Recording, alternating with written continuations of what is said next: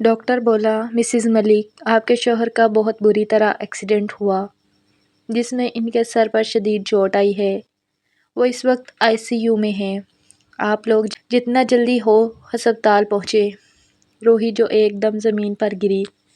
اس کے الفاظ اس کے گلے میں اٹک گئے۔ نفیسہ بیگم، ملک حسن جو روحی کو بار بار پوچھ رہے تھے کہ روحی کچھ تو بولو، کیا ہوا اسفند کو؟ میرا بچہ ٹھیک تو ہے؟ روحی اٹکتے ہوئے بولی، اماں جی، بابا، اسفند کو ہماری ضرورت ہے، ہمیں فوراً ہسپتال پہنچنا ہے، اسفند کا ایکسیڈنٹ ہو گیا ہے۔ ادھر سونیا جس کا آخری مہینہ چل رہا تھا، وہ ایک دم صوفے سے کھڑی ہوئی اور چکرا کر پھر صوفے پر گر گئی۔ ملک ہاؤس جہاں خوشیوں بھرا ماحول ایک پل میں ماتم کا بن چکا تھا۔ ہر کوئی اپنے غم میں نڈال تھا۔ ملک حسن نفیسہ بیگم سے بولے، آپ گھر پر سونیا کے پاس رہیں، میں اور روحی ہاسپٹل جاتے ہیں۔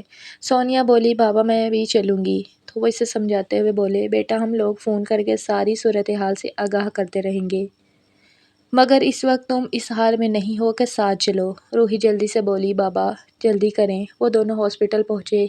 روحی نے ریسیپشن سے پوچھا کہ ملک اسفند کدھر ہے؟ وہ جلدی سے بھاگتی ہوئی پہنچی جہاں ڈاکٹر عقیل ملے۔ بولے، کیا آپ ہیں مسز ملک؟ روحی جلدی سے بولی، جی میں ہوں۔ اسفند کہاں ہے اور کس حال میں ہے؟ کیا میں مل سکتی ہوں؟ ملک حسن نے ڈاکٹر کو اپنا تعارف کروایا، جو کسی تعارف کے محتاج نہیں تھے۔ ڈاکٹر نے کہا، ان کا بہت بلڈ ضائع ہو گیا ہے جسے ارینج کرنے کی کوشش کر رہے ہیں۔ اگر آپ میں سے کسی کا میچ کرتا ہے تو ویل اینڈ گڈ، ادروائز ہم پوری کوشش کر رہے ہیں۔ نرس بھاگتی ہوئی باہر آئی اور بولی، ڈاکٹر صاحب پلیز جلدی آئیں، مریض کی حالت کافی کریٹیکل ہے۔ روحی اور ملک صاحب کے پاس سوائے صبر کرنے کے اور کوئی چارہ نہیں تھا۔ گھر سے نفیسہ بیگم کی کال آئی تو روحی بولی، اماں جی ابھی ڈاکٹر نے کچھ نہیں بتایا، بس دعا کریں۔ آپ تو ماں ہیں، اسفند کی اور ماں کی دعا ضرور قبول ہوتی ہے۔ یہ کہتے ہوئے روحی اپنے جذبات کو قابو نہ کر سکی اور کال بند کرتے وہیں زمین پر بیٹھی تڑپ تڑپ کر رونے لگی۔ ملک حسن نے روحی سر پر پیار کیا، بولے، بیٹا اس وقت دعاؤں کی ضرورت ہے اسفند کو، میرا بچہ سنبھالو خود کو۔ ڈاکٹر جو کافی دیر بعد باہر آیا، ڈاکٹر کا اترا ہوا چہرہ دیکھ کر دونوں گھبرا گئے اور پوچھا، ڈاکٹر صاحب اسفند کیسا ہے؟ ڈاکٹر کہنے لگا، وہی ہوا جس بات کا ڈر تھا، ملک صاحب آپ کا بیٹا ہوش میں آنے کی بجائے کوما میں چلا گیا ہے، جو اس وقت زندہ لاش کے سوا کچھ نہیں۔ حسن صاحب کو اپنی ٹانگوں سے جان نکلتی محسوس ہوئی۔ وہ گرتے گرتے دیوار سے ٹیک لگا گئے۔ جس بوڑھے باپ کا جوان اکلوتا بیٹا یوں اچانک اس کی آنکھوں کے سامنے زندہ لاش بن جائے، اس باپ کی کیا کیفیت ہوگی، یہ بات حسن صاحب سے بہتر اور کون جانتا تھا۔ روحی بولی، ڈاکٹر صاحب کیا ہم اسفند کو مل سکتے ہیں؟ وہ بولا، جی ضرور۔ حسن صاحب نے ڈاکٹر سے پوچھا کہ اس کا کوئی علاج اگر باہر کے ملک بھی لے جانا پڑے تو میں لے جاؤں گا، بس آپ مجھے یہ بتا دیں کہ وہ ٹھیک تو ہو جائے گا۔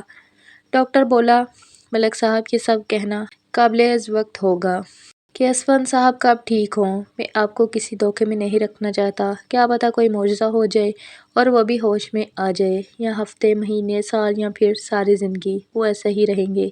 آپ چاہیں تو انہیں گھر بھی لے جا سکتے ہیں، اگر انہیں گھر میں آپ علاج کی سہولت میسر کروا دیں۔ روحی اور ملک صاحب نے فیصلہ کیا کہ وہ اسفند کو گھر ہی رکھیں گے تاکہ سب کی زیر نگرانی اس کا علاج بھی اور کیا پتہ اپنوں کا احساس اسے جلد ہوش کی دنیا میں واپس لے آئے۔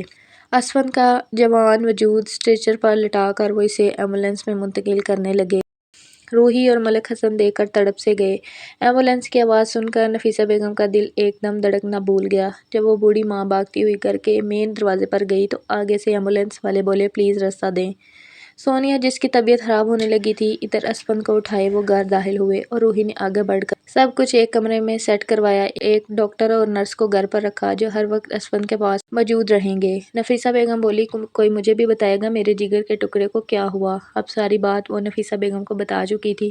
وہ سب اس کے ارد گرد کھڑے تھے مگر اسفند بے سدھ سا پڑا ہوا تھا۔ اچانک روحی جس کا سر چکرایا اور خود کو سنبھالتی وہیں بیٹھ گئی۔ مسلسل 7 سے 8 گھنٹے وہ ہاسپٹل کی بھاگ کرتی رہی۔ خیر رات گزر گئی۔ اس طرح پریشانی میں سارا گھر سوگوار سا ہو گیا تھا۔ سونیا جو اپنے کمرے میں بیٹھی الماری سے اپنے بچے کے کپڑے، اس کے کھلونے اور ساری چیز دیکھ رہی تھی جو اسفند نے خود خرید کر پوری الماری بھری ہوئی تھی۔ وہ سوچ رہی تھی کہ کیا جب ہمارا بچہ اس دنیا میں آئے گا تو اسفند اسے دیکھ پائیں گے بھی یا نہیں۔ وہ بڑی مشکل سے اٹھتی ہوئی اسفند کے کمرے میں گئی، کافی دیر اس کے پاس بیٹھی، اسفند کا ہاتھ اپنے ہاتھوں میں لیے وہ باتیں کرتی رہی اور بولی، اسفند جی پلیز اٹھ جائیں، نہ دیکھیں ہمارا بچہ اس دنیا میں آنے والا ہے اور میں چاہتی ہوں سب سے پہلے آپ اسے گود میں اٹھائیں۔ سونیا کو پیٹ میں بچے کی حرکت محسوس ہوئی تو اس نے اسفند کا ہاتھ اپنے پیٹ پر رکھا اور بولی، اب محسوس تو کر سکتے ہیں نا، یہ آپ کا بچہ ہے، اس کے لیے اٹھ جائیں۔ سونیا اسفند کے کندھے پر سر رکھ کے رونے لگی جب اسے ایسا محسوس ہوا جیسے اس کے ہاتھ میں اسفند کا ہاتھ ہلا ہو۔ وہ فوراً جھٹ سے اٹھی اور اسے لگا کہ یہ اس کا وہم ہے، مگر پھر اس نے اپنی آنکھوں سے دیکھا۔ جب اسفند نے اپنا ہاتھ کی انگلی اٹھائی تو سونیا جلدی سے شور مچانے لگی، اسفند کو ہوش آ رہا ہے۔ جیسے ہی یہ آواز باہر سب کے کانوں سے ٹکرائی تو وہ بھاگتے ہوئے کمرے میں آئے۔ ڈاکٹر جو جلدی سے اسفند کا چیک اپ کرتا بولا، مس سونیا آپ کی کوشش رنگ لے آئی ہے، اسفند صاحب کا دماغ کافی حد تک ریکور کر رہا ہے، انشاءاللہ یہ خوشی کی خبر ہے اور امید ہے وہ جلد ہی مکمل صحت یاب ہو جائیں گے۔ یہ بات سب میں امید کی نئی کرن جگا گئی۔ صبح ہوئی تو ملک حسن بولے، آج میں اسفند کا صدقہ دوں گا، صدقہ 100 بلاؤں کو ٹالتا ہے۔ وہ 2 بکرے اسفند کے صدقے کے ذبح کروا کے لائے، وسیع کھانا بنایا اور غریبوں میں تقسیم کروا دیا۔ آج اسفند کو یوں بستر پر لگے 1 ہفتہ ہونے والا تھا۔ اب اس کی طبیعت میں کافی بہتری آئی تھی، وہ باتوں کو سنتا اور چہرے پر تاثرات بھی دیتا تھا۔ روحی جس کی طبیعت میں بوجھل پن اور چڑچڑا پن زیادہ آنے لگا تھا، آج وہ اسفند کے پاس ہی کھڑی اس سے باتیں کر رہی تھی کہ جب اسفند نے اپنی پلکیں جھپکیں اور شاید آج وہ آنکھیں کھولنے کی کوشش کر رہا تھا۔ روحی نے اسفند کا ماتھا چوما اور بولی، اسفند آپ بہت ہمت والے ہیں، پلیز کوشش کریں، حوصلہ مت ہاریں، دیکھیں پورے گھر کی حالت اجڑ سی گئی ہے، آپ کے بغیر سب ادھورا ہے اسفند، ہمارا بچہ دنیا میں آنے والا ہے، میں نہیں چاہتی وہ دنیا میں آئے اور آپ کو اس حالت میں دیکھے، ابھی ہم نے بہت کچھ ساتھ دیکھنا ہے، پلیز اسفند۔ وہ اسفند کا ہاتھ تھامے اس کے چہرے کی طرف دیکھتی ہوئی رو رہی تھی۔ ادھر سے سونیا اور نفیسہ بیگم بھی کمرے میں آ گئیں۔ ملک حسن جو بیچارے اکیلے بزنس کو ہینڈل کر رہے تھے، جو اب ان کے بس کی بات نہیں تھی، سونیا کمرے میں آئی اور بولی، اسفند جی آج میں ہاسپٹل جا رہی ہوں، ہمارا بچہ آج دنیا میں آئے گا اور یہ خوشی آپ کے بغیر ادھوری ہے۔ سونیا کی آنکھوں سے آنسو جاری ہو گئے جب اسفند نے آہستہ آہستہ آنکھیں کھولی۔ پورے 10 دن بعد آج اسفند نے پہلی بار اپنی آنکھیں کھولی تھی، شاید وہ اپنی اولاد کو دیکھنے کے لیے تڑپ رہا تھا۔ ڈاکٹر جس نے جلدی سے اسفند کا چیک اپ کیا اور بولا، مبارک ہو آپ سب کو، ملک اسفند اب تقریباً خطرے سے باہر ہیں، انشاءاللہ یہ اگلے 1-2 دن میں اپنے پیروں پر کھڑے ہوں گے۔ یہ وہ خبر تھی جسے سننے کو سب کے کان ترس گئے تھے۔ نفیسہ بیگم نے ملک حسن کو کال کی اور بولی، ملک صاحب مبارک ہو آپ کے بیٹے کو اللہ نے دوسری زندگی بخشی ہے۔ آج اسفند نے اپنی آنکھیں کھولی، اب وہ خطرے سے باہر ہے۔ شام کو سونیا کی ڈلیوری ہونی تھی، اسے بھی اب سکون ملا تھا۔ اسفند جو کچھ دیر رک کر بولنے لگا، سب کی طرف دیکھ رہا تھا اور سونیا سے بولا، مجھے معاف کر دینا، اس وقت تمہارے ساتھ نہیں جا رہا۔ سونیا اسفند کے ساتھ لگی اور اس کا ہاتھ چوما اور بولی، اماں جی، بابا اور روحی جی ہیں نا میرے ساتھ، آپ فکر نہ کریں، اللہ نے چاہا تو سب ٹھیک ہو جائے گا۔ وہ جو خود کم عمر سی تھی اور دل میں ڈری ہوئی تھی، اوپر سے وہ اسفند کے سامنے بہادر بنی تھی۔ شام کو ملک حسن، نفیسہ اور روحی سب سونیا کے ساتھ ہاسپٹل گئے تھے۔ گھر پر اسفند کی بہن رمشا آئی تھی جو اسفند کے پاس موجود تھی۔ سونیا جو ہاسپٹل میں روحی سے بولی، روحی جی میں جانتی ہوں آپ کا دل بہت بڑا ہے، اگر کبھی میری کوئی بات بری لگی تو مجھے معاف کر دینا، زندگی موت اللہ کے ہاتھ میں ہے، مجھے کچھ ہو جائے تو یہ بچہ آپ کا ہے، آپ اسے کبھی ماں کی کمی محسوس مت ہونے دیجیے گا۔ روحی کا دل موم کی طرح پگھلا اور وہ جھٹ سے سونیا کو گلے سے لگا گئی اور بولی، میرے دل میں تمہارے لیے کوئی نفرت نہیں سونیا، اور اللہ تمہیں صحت دے، کچھ نہیں ہوگا تمہیں، پتہ ہے ہمارا بچہ بڑا خوش نصیب ہوگا جسے 2 ماؤں کا پیار ملے گا۔ سونیا کو آپریشن تھیٹر میں لے جایا گیا، کافی وقت گزر گیا، سب باہر بے صبری سے انتظار کر رہے تھے جب اندر سے ننھے سے بچے کی رونے کی آواز آئی، سب کے چہروں پر خوشی کی لہر دوڑی۔ کچھ دیر بعد نرس بچہ گود میں لیے اسے باہر آئی اور بولی، مبارک ہو، ماشاءاللہ بیٹا ہوا ہے۔ ملک حسن جو وہیں زمین پر سجدہ ریز ہو گئے، نفیسہ بیگم کی آنکھوں سے آنسو تھے جو تھمنے کا نام نہیں لے رہے تھے۔ روحی نے آگے بڑھ کر کانپتے ہاتھوں سے بچہ گود میں لیا اور آج اسے ایسا لگا کہ اس کی سنی گود ہری ہو گئی۔ وہ بچے کو چومتی ہوئی اسے نفیسہ بیگم کے پاس لے گئی۔ روحی نے رمشا کو ویڈیو کال کی اور کہا، اسفند کو سامنے کرو تاکہ وہ اپنی اولاد کو دیکھے اور اپنے قدموں پر کھڑا ہو سکے۔ असफन हल्की सी टेक लगाए बैठा था। सर पर इसके अभी भी पट्टी बंधी हुई थी। जैसे ही रूही ने इसके सामने इसका बेटा की, असफन का जी चाहा कि वो उड़कर इसके पास आ जाए और इसे सीने से लगा ले। वो सर पर हाथ रखता सीधा हुआ जब बच्चे के रोने की आवाज़ सुनकर मजीद बेचैन हुआ और बोला, रूही, सोनिया कैसी है? रूही कहने लगी, अभी वो बेहोश है, ऑपरेशन हुआ है, जैसे ही होश में आती है मैं आपकी बात करवाती हूँ। कॉल बंद हुई। असफन बेचैन सा हो गया और बार बार अपने कदमों पर खड़ा होने की कोशिश करता रहा। इसे था कि वो किसी तरह हॉस्पिटल पहुंच जाए, क्योंकि अभी 2 दिन सोनिया ने और रुकना था हॉस्पिटल, तो इसका सब्र जवाब दे जाता। नर्स बोली, आप व्हील चेयर का यूज़ करें, जितनी एहतियात करेंगे इतना ही फ़ायदा होगा। असफन रिमशा के साथ हॉस्पिटल जाने लगा।